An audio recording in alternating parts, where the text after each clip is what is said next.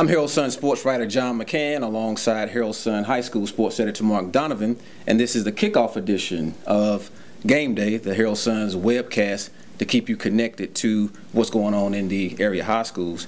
And with Friday Night Football right here upon us, I figured we'd take a look around the league so we can kind of let our readers and viewers know what to expect.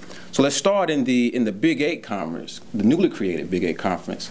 It's a 3A league, so why is Southern High School there?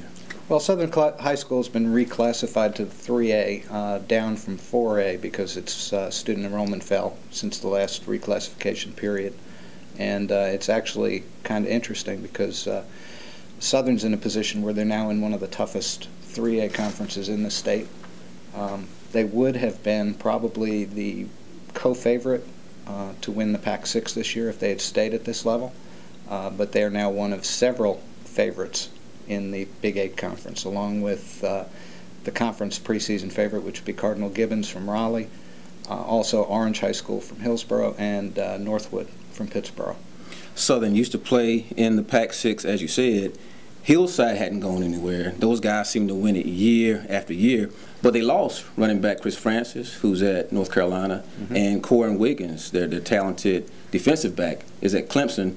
Any worries for Coach Antonio King? They don't have any worries at all. They're such a prohibitive favorite in that conference. No one is even talking about making a challenge to them. The other league coaches seem to consider East Chapel Hill to be the #2 team in the league, but even there's no clear delineation. One coach told me, when it comes to this league, it's Hillside and everybody else. And Hillside coach Antonio King has told me that Hillside is worried about one thing and one thing only. Their only goal is to win a state championship, and if they don't win a state championship, they've come up short. A few new coaches in the Pac-6, if you could tell us about those guys. In addition to John Sherman at East Chapel Hill, we have a new coach at Northern High School where R.J. Wilson moves over from defensive coordinator to replace Gary Merrill, who's a longtime veteran, did 2 tours at Northern. And we also have David Klein at Roxborough Person. David replaces Doug Robertson, who's moved on. He took a new job to be closer to family in the Piedmont area. And we've got several new conferences, but a lot of the teams in our coverage area don't play football, but can you fill us in on the few that do? Yeah, we've got a pair of 2A conferences which each have one area team that plays in them. South Granville is playing in the North Carolina 2A conference along with Bunn, Franklinton, Roanoke Rapids, Southern Vance, and Warren County.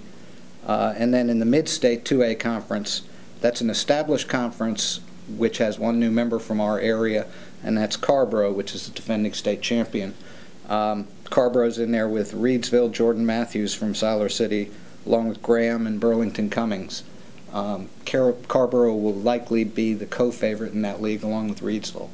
Reedsville's a team that Carrboro beat en route to the state championship game last year. All right.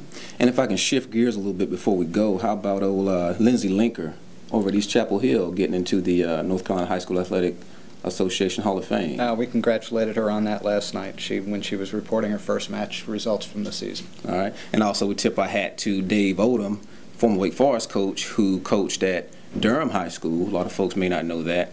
And also Sam Story, who was an assistant football coach at Duke. All right, so that's going to wrap it up for this first edition of Game Day. Be sure to keep up with us this Friday for up-to-the-minute scores from Friday Night Football. You can check those out at heraldsun.com. And be sure to check with our print edition and the online edition on Saturdays for full stories about all those games. Until next week, this is Game Day.